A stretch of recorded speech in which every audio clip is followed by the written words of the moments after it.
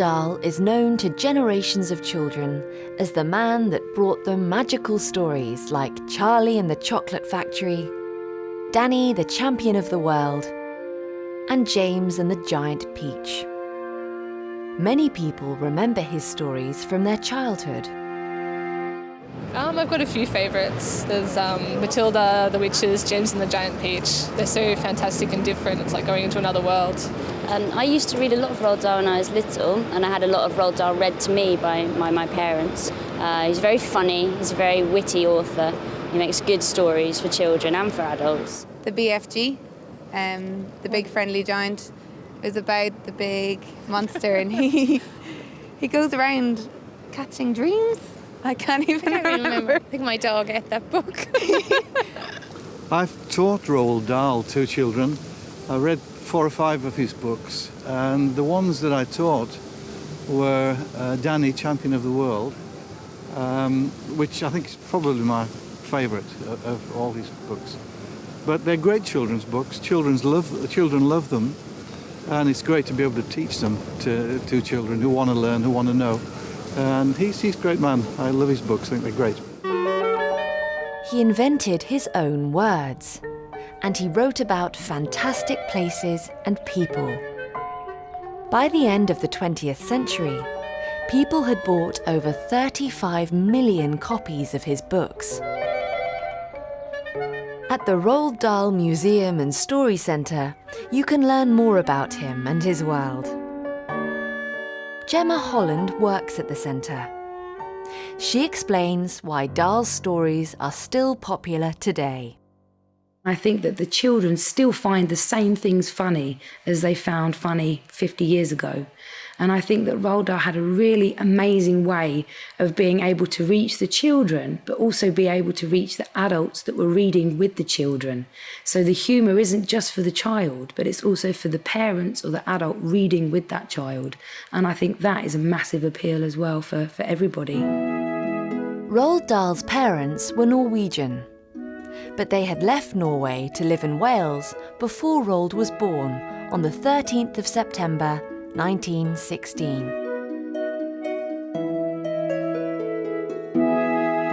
Dahl wrote about his childhood in his autobiography, Boy. He told many stories about being naughty at school.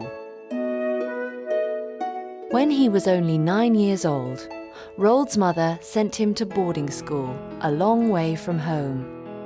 He was terribly homesick, and he wrote her letters nearly every day.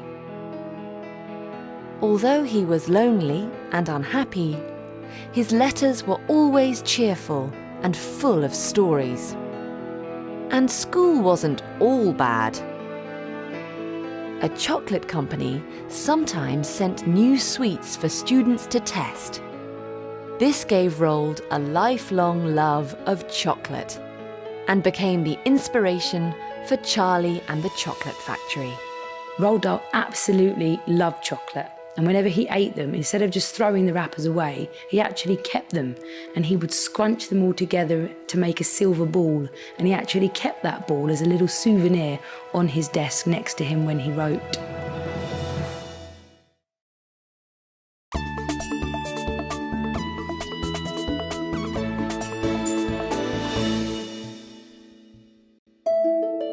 Roald wasn't the best student at school, but he was always good at sport and he enjoyed adventure.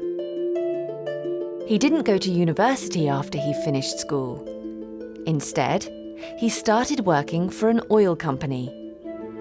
They sent him to Africa.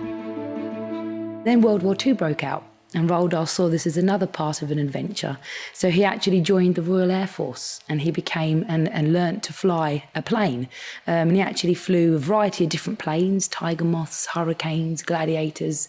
And unfortunately, Roald Dahl was actually involved in quite a serious accident when he crashed his plane in the desert. And he was very badly injured. And all of that adventure actually led to his first ever published piece of writing, and it was called Shot Down Over Libya. By this time, Dahl already knew how to tell a great story. He wrote a dramatic report about his accident while he was recovering in the United States.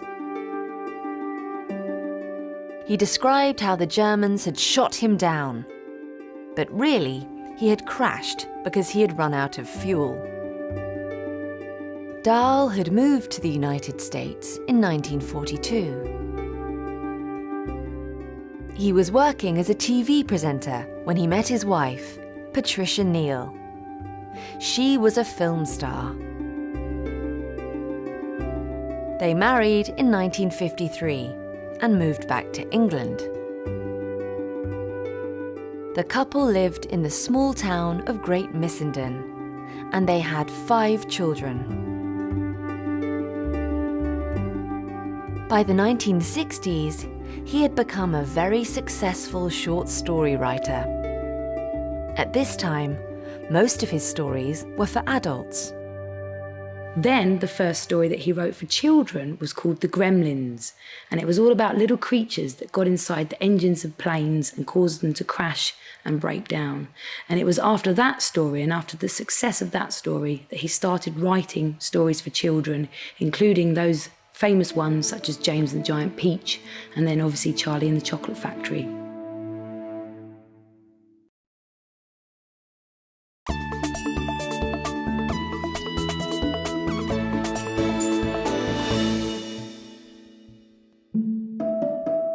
Millions of children have heard or read the stories of Roald Dahl. But at the Roald Dahl Story Centre, they encourage young people to write their own stories. Gemma explains. I think storytelling is important because it helps to make life more interesting. Around the museum, there are lots of things to inspire young writers. So how did writers like Dahl turn their ideas into a story?